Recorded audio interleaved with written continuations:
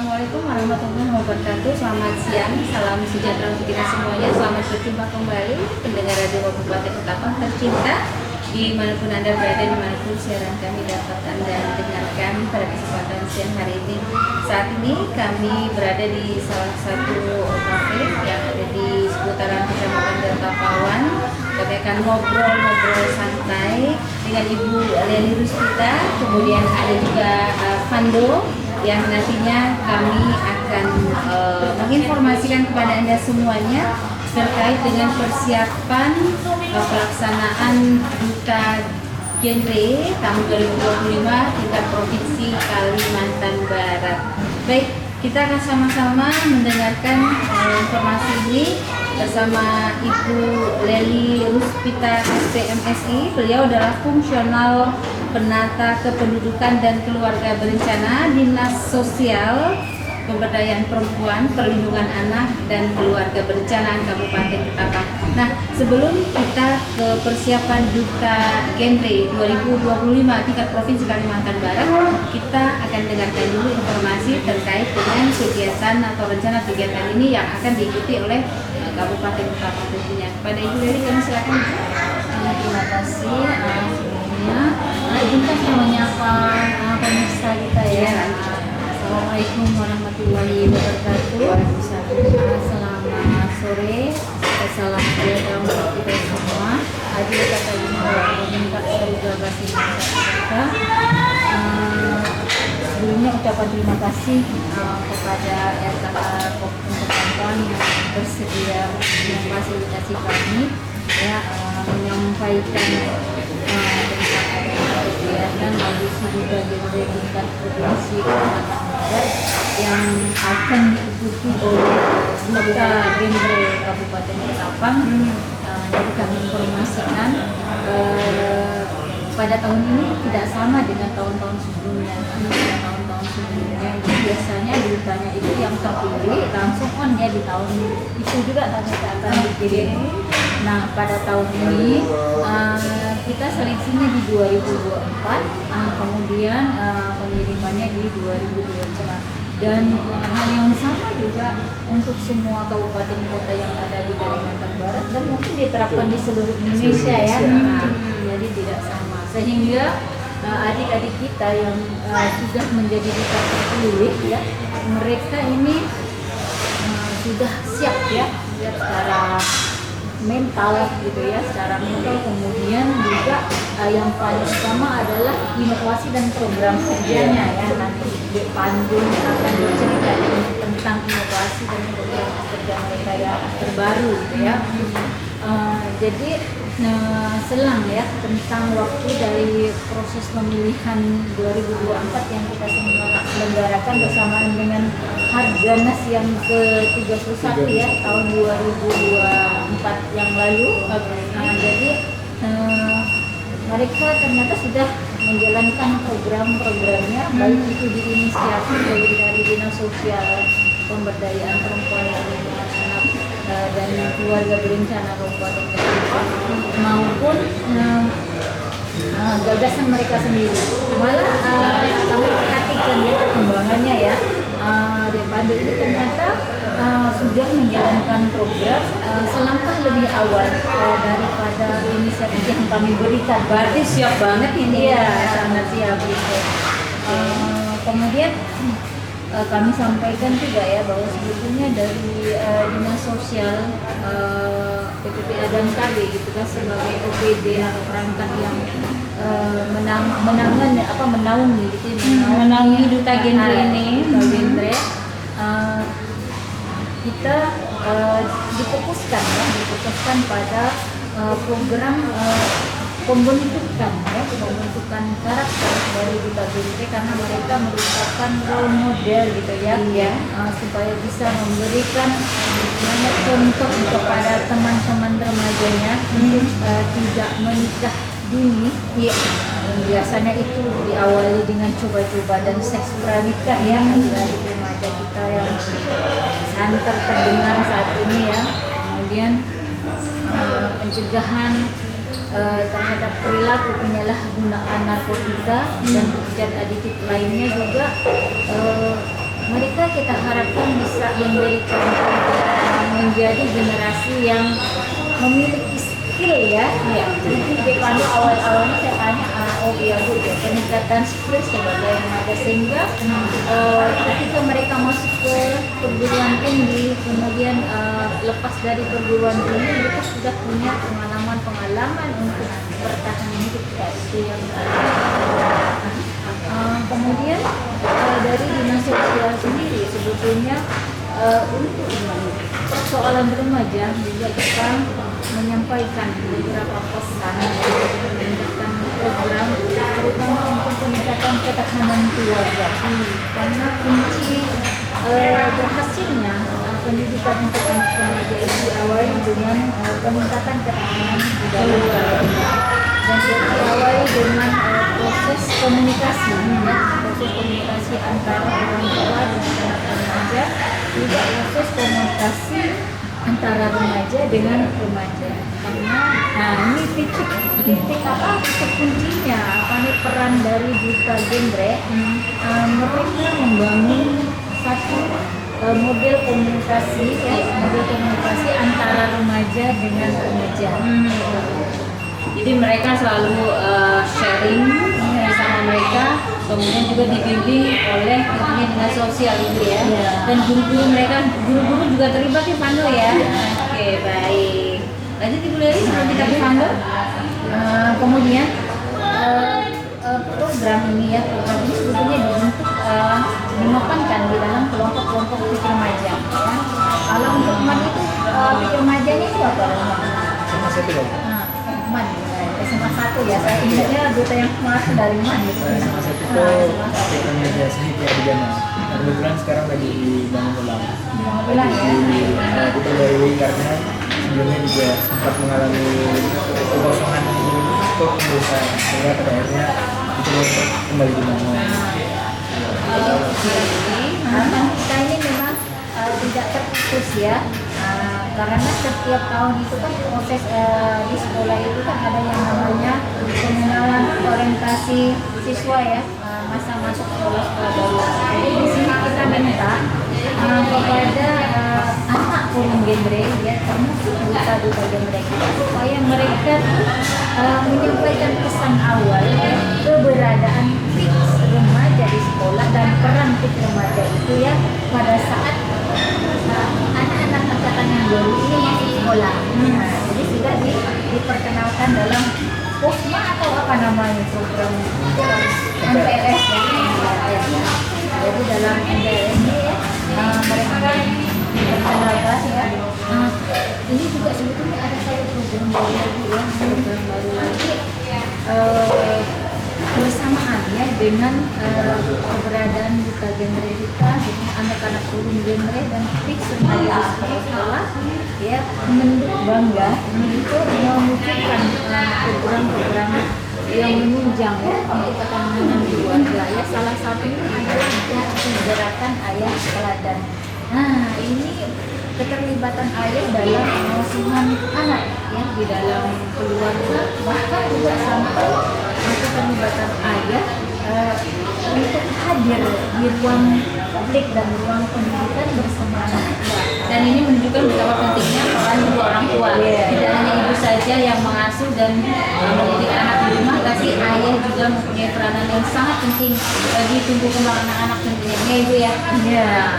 Nah, kemudian dalam program Jati ini nanti ya, ini akan kita laksanakan segera setelah adik-adik genre kita pulang dari mengikuti kegiatan yang akan terjadwal pada tanggal 17 sampai dengan 20 Juli itu di DKK, Aula BKKBN ya, Aula BKKBN itu langsung diikuti dengan kegiatan Harganas Hari Keluarga Nasional ya, yang ke-32 di Provinsi Kalimantan Barat yang rencananya akan dihadiri oleh Kepala Dinas kita ya, Kepala Dinas kita dan rencananya juga ya yang kita dengar dari provinsi ada mengundang juga ketua tim penggerak kekuasaan kabupaten bersama kepala daerahnya sebagai ayah bunda genre. Oke. Nanti akan ada pelantikan ayah bunda genre. Ayah bunda genre juga. Di kegiatan ini ada hari Harganas itu ya yang itu akan dilaksanakan di di Bawah itu Bogor ya. Bogor ya. Berarti di kota provinsi. Iya, jadi setelah finalisasi Duta Genre ya, itu akan ada kegiatan Harganas juga akan dilakukan oleh kita dan terjadi juga dari ayah bunda genre untuk kemudian temannya Pando ya, itu nanti pasangan Pando ketiga akan berangkat ke sana adalah Ica ya. Jadi tetap dua orang Dua, ini, ya. Pande dan Ica yang akan mewakili Kabupaten Ketapang di tingkat provinsi Kalimantan Barat. Baik. Berharap kita ya Kita juara satu. pastikan semangatnya untuk dapat juara satu. Nah, oke, kita akan bongkar-bongkar persiapan Pande setelah ini. Ada lagi? Oh iya, ada satu lagi yang saya ingin sampaikan untuk kegiatan ini. Di samping dari ya, itu ada gerakan terkait dengan pencegahan pernikahan anak diberikan hari kepada penurunan kasus stunting ya, karena Penurunan kasus stunting dengan cara tentunya yang pertama dalam pencegahan perkawinan usia anak. usia remaja atau di bawah 19 tahun gitu ya. Kenapa? Karena melalui promosi adik-adik Duta Genre kita gitu kan, mereka kita harapkan melakukan irigasi kepada teman-temannya. Kemudian dinas sosial sendiri sebetulnya peran itu adalah sebagai bagian yang mengadvokasi kepada beberapa kepada keluarga. Itu programnya masuk kepada adik-adik kita yang Duta Genre gitu ya. Ya sejalan dengan itu gitu ya, keterlibatan ayah itu tadi itu gitu ya, pengasuhan baik itu di ruang publik, kampus di domestik atau di kemudian nanti ya kita berharap nanti Pando bersama Angelika dengan Cica dan juga teman-teman Kuning Genre bisa memfasilitasi kami ya untuk mengumpulkan ayah, ini agak susah ya, mengumpulkan ayah dari orang tua siswa di sekolahnya gitu kan, untuk bisa disampaikan atau diberikan edukasi. Jadi nanti setelah kita pulang dari provinsi ya, dari polisi kita akan mengadakan kegiatan semacam sosialisasi kepada para ayah dari siswa-siswa yang ada di sekolah. Nah ini rencananya ada 4 sekolah yang akan menjadi sasaran pemeriksaan terhadap dalam dunia pendidikan anak masyarakat. Baik. Kita ke Pando. Hai Pando, gimana? Selalu always siap Pando ya.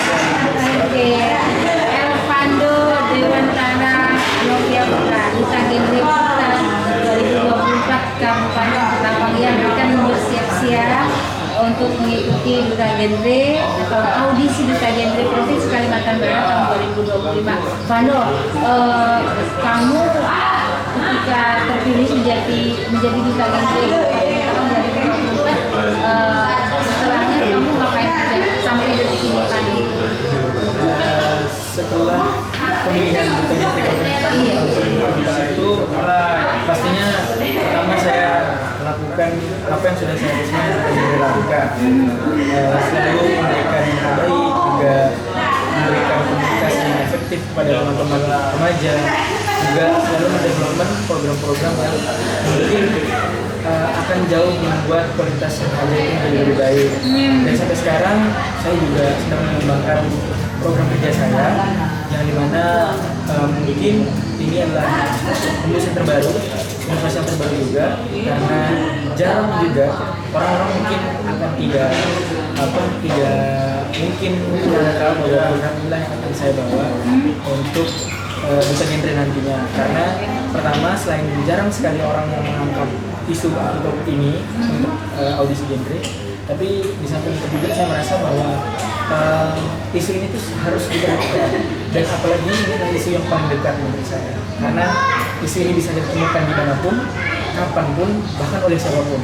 Isu ini selalu ada di sekitar kita, dan saya pikir ini bisa menjadi salah satu program yang mungkin kedepannya pasti akan bisa lebih dikembangkan lagi, bisa lebih baik lagi pengembangannya, dan sampai sekarang saya masih berusaha untuk mengembangkan kembali. Jadi sekarang Fando kelas berapa ya Fando? Sekarang sudah kelas 11. Kelas 11. Ya, Wow. Berarti tahun depan udah kelas 12 dan Ya. bentar lagi lulus pastinya ya. Ya. Oke, Fando sama Cica kemana saja selama ini selain tentunya sudah Fando sampaikan tadi? Kami berdua sebenarnya sudah sangat banyak lah mengunjungi sekolah-sekolah. Paling jauh kita pernah ke Mataram Selatan, juga MHU juga di sana, sama satu MHU. Kita juga mensosialisasikan apapun itu yang berkaitan dengan remaja. Kita juga di sana bertemu dengan tipe remaja yang beragam. Justru itu sebetulnya adalah bagian asik dari menjadi seseorang yang punya apa ya, untuk bisa sharing sebuah ilmu pengetahuan itu sebetulnya adalah sebuah privilege. Dan saya pikir ketika itu saya bisa mendapatkan privilege itu adalah suatu hal yang sangat indah, bahwa bisa membagikan ilmu, juga bisa ketemu sama kawan-kawan yang sepantaran kita, terus juga bisa membagi ilmu kita yang kita dapatkan. Itu adalah sebuah hal yang sangat menyenangkan, apalagi kita ketika sudah terkumpul dalam satu ruangan, kita sudah tidak memperdulikan latar belakang satu sama lain. Saya pikir bahwa ketika sudah dalam satu ruangan, oke, saya sharing kepada mereka, mereka juga menerima apa yang saya sharing, kedepannya harapannya yang mereka mampu mengaplikasikan apa yang sudah saya sampaikan. Dan hal ini sebetulnya terus berulang siklusnya. Setelah saya mengunjungi sekolah, bertemu dengan pengajar-pengajar yang beragam, walaupun terkadang di beberapa sekolah merasa bahwa remaja yang dimasukkan dalam forum diskusi ini itu terkadang beberapa remaja yang mungkin dalam tanda kutip nakal. Bagi saya tidak ada remaja nakal, bahwa hanya memang ada remaja yang mereka masih tidak dapat membedakan secara benar mana yang baik, mana yang buruk, mana yang benar dan mana yang salah. Sehingga saya pikir remaja nakal itu tidak ada, bahwa remaja nakal itu ya sebetulnya remaja masih belum tahu kemana sih arah mereka tersebut. Dan itu bagian terasiknya ketika kita diberikan privilege sebagai duta, kita bisa sharing ilmu ke teman-teman semua, walaupun sebenarnya memang untuk bisa sharing ilmu itu nggak harus sebagai duta, tapi sebagai siapapun, bahkan sebagai diri kita sendiri itu bisa.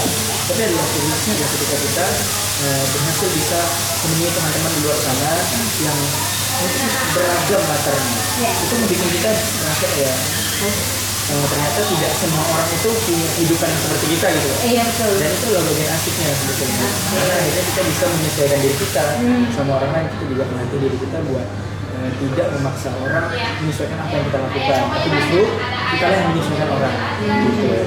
Dan mengajak mereka tentunya untuk hal-hal yang baik. Ya, pernah berkunjung ke tempat-tempat remaja yang mungkin punya komunitas di luar sekolah kan mungkin? Sebetulnya kalau berkunjung ke forum remaja di luar sekolah ya. Iya, yang seumuran Fando mungkin komunitas apa? Sebetulnya sangat sering. Sebetulnya kami pernah bertemu juga langsung, sama-sama berdiskusi kepada mungkin bagi tahu forum anak daerah. Itu juga kami pernah juga teman-teman dari komunitas lain, entah itu ya dari sepantaran kami lah intinya, karena pasti komunitas remaja itu sangat luas. Dan sebenarnya kan komunitas itu kan adalah perkumpulan, sehingga kita juga apapun yang kita lakukan dan pastinya itu sifatnya berkumpul dan membahas sesuatu yang itu adalah sesuatu yang positif. Dan saya rasa itu adalah sebuah pengalaman di mana itu sudah sangat saya bertemu dengan komunitas remaja di luar sekolah, dan pastinya itu sangat menyenangkan. Nah, kita juga tidak pernah kita tidak pernah memandang mereka dari mana untuk bisa berdiskusi saja langsung dengan pantaran kita, dan bahkan mau untuk mendengarkan dan mau untuk saling mendengarkan saja sudah lebih dari cukup dari hanya sebuah komunitas. Lalu kamu kan kemarin sudah jadi duta genre Kabupaten Ketapang 2024 nih, dan tentunya nanti Bu Leli akan ada pemilihan duta genre Kabupaten Ketapang 2025 ya, Bu Leli ya. Itu sekitar bulan berapa ya Bu Leli? Jadi ini dulu ya, di akhir sebenarnya kita merencanakannya itu bersama dengan Irfan ya, dengan Targarnas dengan anak ya, dan kita merencanakan untuk 2025 Kabupaten Ketapang. tapi berhubung provinsi baru akan menyelenggarakan yang 2025 itu kan kemudian peserta yang kabupaten kotanya itu berapa duta 2024 jadi otomatis kita menunda setelah provinsi melaksanakan. Jadi sepulang dari kita kegiatan yang lalu kemudian kita melaksanakan bersamaan dengan pemerintah dari salah satu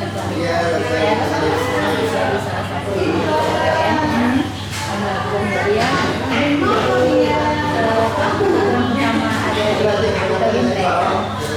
Baru setelah itu kita mempersiapkan pemilihan genre tingkat pemilihan untuk 2025 yang sebenarnya akan kita kirim mereka di 2026. Jadi bulan berapa kira-kira? Kalau bisa Agustus ya. Setelah 17 mungkin ya. Kemudian Agustus nanti ya, harapan kita kan masih bisa memberikan suasana dan warna terhadap pemilihan bagian yang di 2025 untuk menjadi duta di tahun 2026. Kemudian ini baru ya kita boleh nih korek-korek sedikit nih masalah program dan inovasi yang rencananya akan dibawa oleh Dipandu Provinsi. Sebelum dikasih bocoran, sebelum kita korek-korek inovasi apa yang akan dipersembahkan di provinsi nanti, syarat-syarat menjadi peserta duta genre Pando, apa Pando? Apakah harus ganteng seperti Pando? Kalau yang cowok cantik seperti Cica, pinter dan lain sebagainya, silakan Pando. Saya izin menjawab Mbak bahwa ada satu hal yang ingin saya disclaimer juga terkait duta genre, bahwa duta genre itu bukan seperti duta-duta yang lainnya.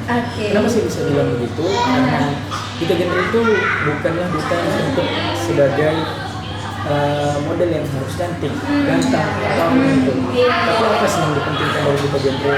Yang pertama kenalan. Siapapun yang mau untuk menjadi duta genre, itu mereka sudah pasti memenuhi syarat.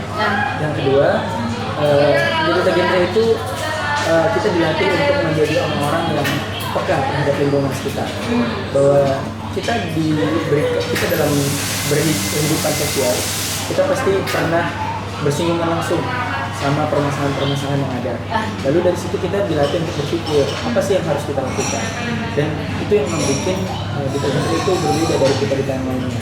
Kenapa sih yang begitu? Karena pertama kita di sana tidak hanya diseleksi secara pertama kemampuan atau pengetahuan kita, tapi juga bagaimana kita membuat program-program yang itu kita pertama program itu tidak hanya berdampak, tapi yang paling utama sekali adalah kita menguasai program tersebut. Sebagus apapun programnya, tapi jika kita sebagai duta yang mendevelop program itu tapi kita tidak menguasai itu, maka itu sangat sulit. Yang terpenting adalah bagaimana kita mampu menguasai program kerja tersebut. Dan yang pastinya program kerja tersebut memiliki title mungkin kalau dulu itu disebutnya set unit atau ada keunikan yang dijual. Bahwa ada orang-orang yang disana dan mereka butuh ini, lalu kita datang di sana untuk memberikan program ini. Begitulah kurang lebih. Karena sebagai duta genre itu tidak hanya bukan soal tampan, bukan soal cantik, tapi soal berani, soal mau, soal kemauan, dan soal bagaimana kita bisa memecahkan masalah kita. Punya inisiatif, kreatif, inovatif ya, baik. Nah, sekarang bocorannya boleh nih, bocoran untuk provinsi apa nih nanti nih yang mau dipersembahkan nih? Poin-poinnya aja. Sedikit cerita sih ya. Karena dulu waktu awal-awal saya tuh pernah terbesit program-program yang sebetulnya banyak sekali ide yang tak benar dalam pemikiran saya. Tapi lambat laun saya merasa bahwa setiap duta genre itu pasti tidak punya otak yang sama, sehingga pasti mereka punya pemikiran yang berbeda. Kalaupun mempunyai kesamaan itu pasti hanya mirip tapi tidak sama. Dan dari situ saya mikir bahwa semua ini menggunakan programnya itu selalu nyemplung di daerah yang mungkin bisa dibilang itu daerah aman, bahwa ya paling tidak jauh-jauh dari stunting, tidak jauh-jauh dari kependudukan maupun perencanaan kehidupan di keluarga. Tapi apa yang saya coba hadirkan bahwa ada satu substansi genre yang mungkin tidak teman-teman paham, yaitu salah satunya adalah keterampilan hidup. Kita di genre itu juga tidak melulu membahas soal cash flow, tidak selalu membahas stunting, tapi kita juga membahas soal life skill. Apa sih itu life skill? Life skill ya adalah keterampilan hidup. Selama kita hidup itu pasti kita banyak menerima sekali ilmu-ilmu baru. Lalu bagaimana caranya kita mengasah skill kita, mengasah kemampuan kita personal. Karena skill orang kan berbeda-beda ya. Lalu kemudian dari sana saya coba kembangkan. Saya kebetulan adalah salah satu orang atau salah satu remaja yang juga sangat minat terhadap bidang sains atau ilmu sains. Spesifiknya adalah ilmu kebumian yang saya coba hadapi dan saya coba bawa adalah bahwa ternyata saya menemukan celah dari life skill itu, yaitu program yang ingin saya bawa adalah program pembuatan plastik dari pati jagung. Jadi pertama, apa sih latarnya? Latar dari pembuatan bioplastik ini pertama karena kita tahu sampai sekarang masalah plastik itu belum terpecahkan. Plastik itu masih menumpuk, bahkan jutaan ton itu selalu dihasilkan oleh manusia. Menjadi masalah yang sangat pelik. Indonesia juga menjadi salah satu penyumbang terbesar sampah plastik. Dari sana saat itu saya mengikuti salah satu webinar di salah satu jurusan teknik material di salah satu perguruan tinggi negeri. Mereka bilang bahwa di teknik material itu kita belajar soal mengubah sesuatu menjadi sesuatu apa yang kita mau. Dari sana saya mulai tercerahkan bahwa bisa tidak ya kalau misalnya kalau sebelumnya mungkin teman-teman semua di sini mungkin sudah sangat akrab dengan namanya plastik singkong. Tapi plastik singkong tersebut tidak mudah dari singkong. Mereka masih menggunakan bahan-bahan kimia yang masih sangat sulit untuk terurai. Dan akhirnya saya coba bagaimana kalau misalnya kita buat plastik ini tuh dari murni pati. Dan saya akhirnya ambil dari pati jagung. Karena pati jagung itu hampir tidak jauh sifatnya dari pati singkong. Hanya membedakan pati jagung itu tidak seelastis pati singkong. Dan dari sana karena singkong kan ada unsur lemnya. Betul. Dan akhirnya dari pati jagung ini saya coba 1 kali, 2 kali, 3 kali, bahkan banyak sekali saya percobaan itu. Ada yang gagal, ada yang berhasil. Akhirnya dari beberapa prototipe yang berhasil saya coba angkat beban dan ternyata itu berhasil. Itu dimana salah satunya yang kenapa sih bioplastik itu bisa menjadi program yang saya pikir itu inovasi, karena bioplastik ini tuh mudah sekali terurai dalam tanah. Bahkan hanya hitungan jam pun itu mereka sudah terpecah. Bahkan nanti bisa jadi pupuk. Bisa jadi pupuk, bisa jadi apapun itu. Pastinya mengurangi sampah. Manfaatnya ganda jadinya. Terus yang kedua, plastik ini tuh juga bisa kita jadikan alternatif plastik-plastik yang contohnya itu kemasan snack atau kalau misalnya kita bikin teh, kopi atau bumbu mie itu kan pakai plastik yang sulit terurai kan. Dari sana plastik ini punya sifat unik bahwa mereka sangat mudah terlarut dalam air panas. Dari plastik ini akhirnya bisa kita jadikan nih hanya untuk dicemplungkan saja itu sudah terlarut sehingga kita tidak membuang sampah lagi. Dan dari sana akhirnya saya pikir ini baik karena pertama ini juga mengasah life skill kita sebagai remaja, mengasah juga critical thinking kita sebagai remaja terkait terhadap masalah sekitar. Kita nggak perlu jauh-jauh dari permasalahan yang sangat dalam, tapi justru kita kadang lupa sama permasalahan apa sih yang paling dekat. Kita di sekolah bertemu dengan plastik yang ternyata tanpa sadar kalau kita buang terus-menerus itu sangat sulit untuk terurai, bahkan jutaan tahun, miliaran tahun buat kita terurai. Dan jadi warisan yang sudah baik bagi anak cucu kita kemudian hari.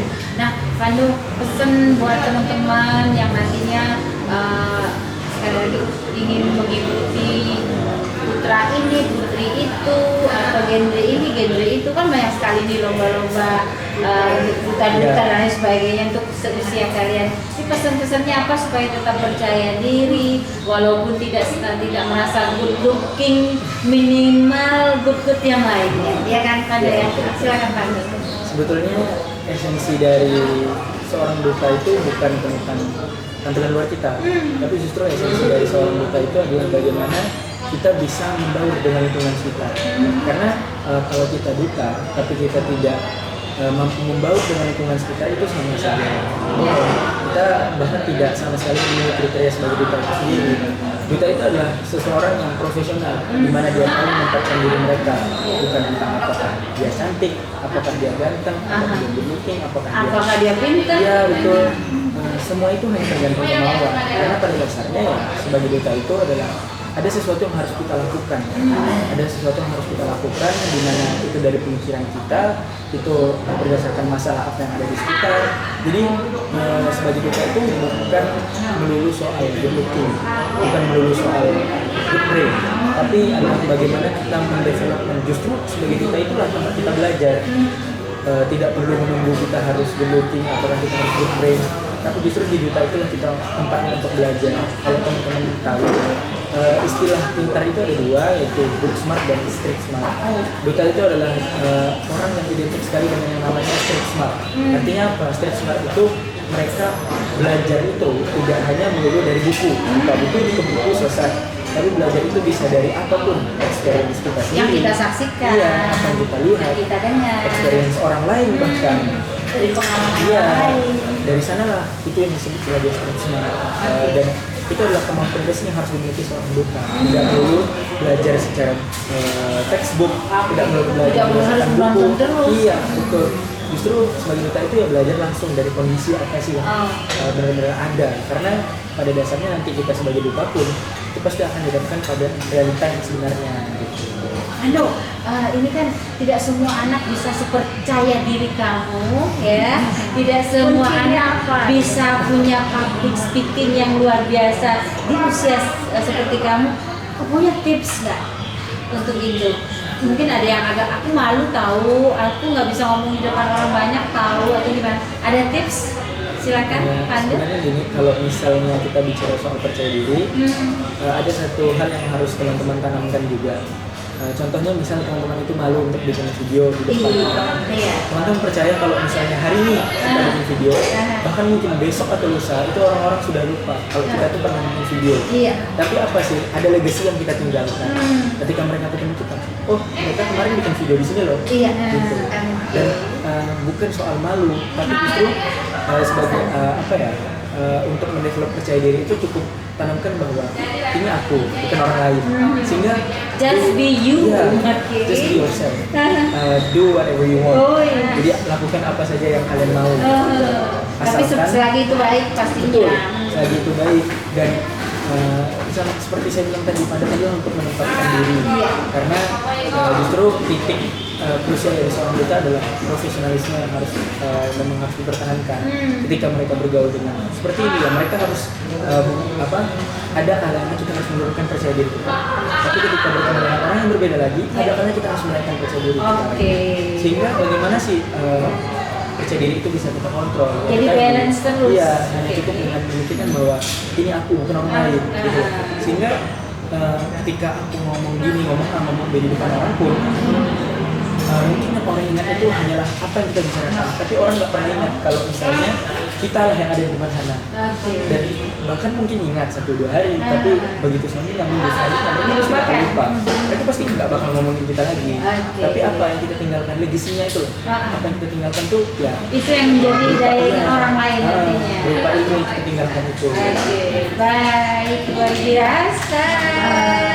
Pandu, harapan kamu nih kepada orang tua, bukan orang tuamu saja tapi semua orang tua yang mungkin punya anak seusiamu atau di bawah usiamu, kemudian harapanmu kepada pemerintah, tentunya pemerintah ini melalui dinas terkait, silakan Pandu, dan guru-guru pastinya.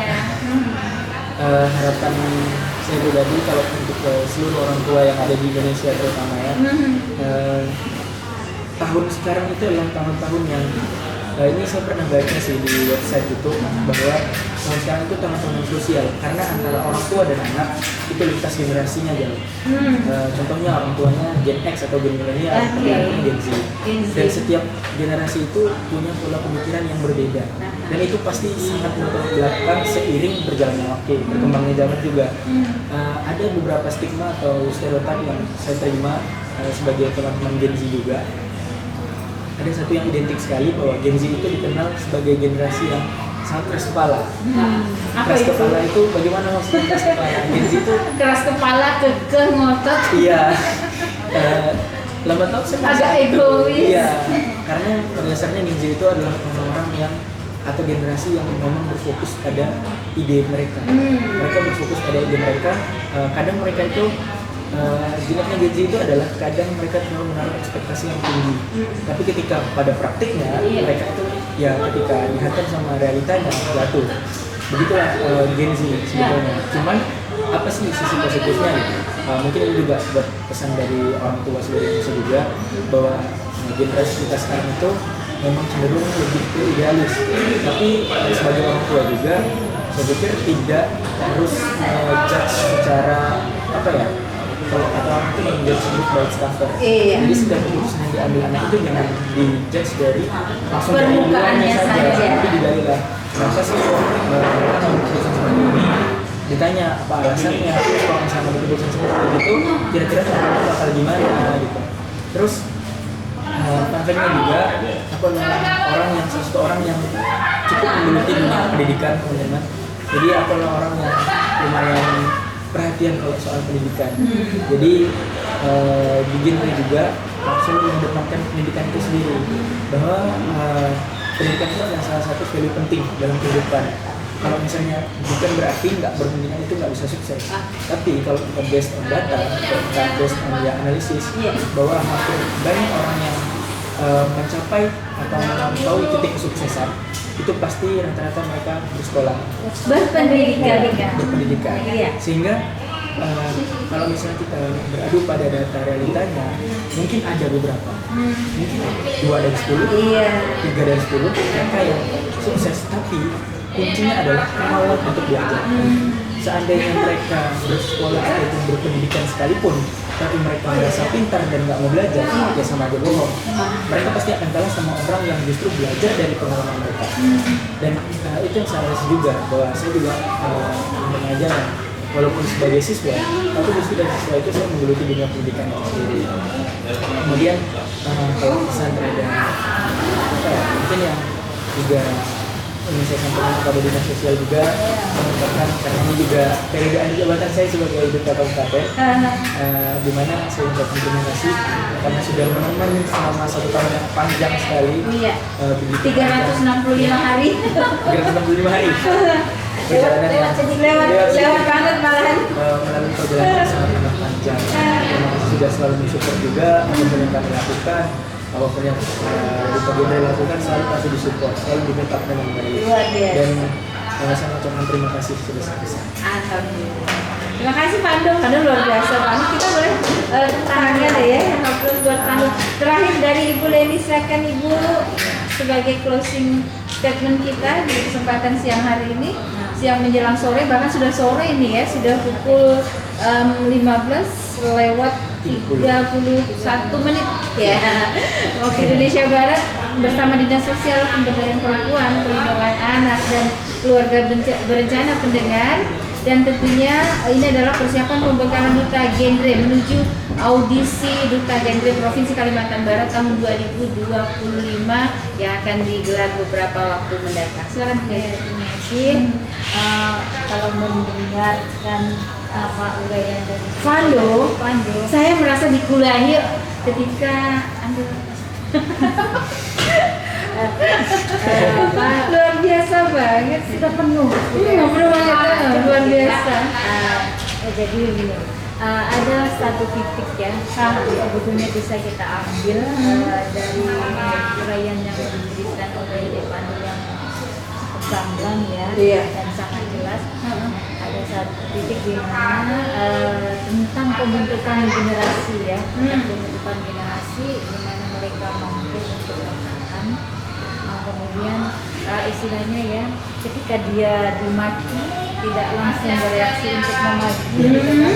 Kemudian ketika dia dijatuhkan dia tidak langsung bereaksi untuk menjatuhkan balik gitu kan. Kemudian ketika mendapat tekanan gitu ya, ketika mendapat tekanan mereka tidak langsung melangkah, tapi mungkin diam mengamati apakah mundur beberapa langkah untuk menyusun strategi ke depan gitu kan. Nah itu yang sangat kita butuhkan. Karena sekarang ini kan banyak isu-isu atau cerita tentang dunia kerja ya, dunia kerja yang tantangan dunia kerja anak-anak sekarang ya, apa generasi sekarang itu, apalagi untuk ya depan 10 tahun 5 atau 10 tahun ke depan itu sangat berat ya persaingannya, karena mereka bukan hanya bersaing secara fisik dengan sesama manusia, Tapi juga dengan robot. sudah bersaing dengan teknologi. Iya, dengan teknologi yang luar biasa. Kemudian belum lagi kita mendengar ada cerita tentang itu masuk dalam Gen Z atau yang generasi strawberry itu. Ya, strawberry ya, generasi yang ada luarnya kelihatan bagus, kemasan Kita tahu bonyok di dalam.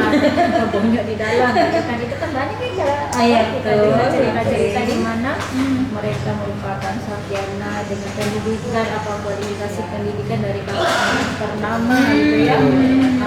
Kemudian lulusannya melaut gitu atau sangat memuaskan. Tetapi begitu masuk di dunia kerja gitu ya, masuk di dunia kerja hari pertama, hari kedua itu sudah mengalami benturan-benturan dengan disiplin, kemudian benturan dengan sistem kerja gitu kan.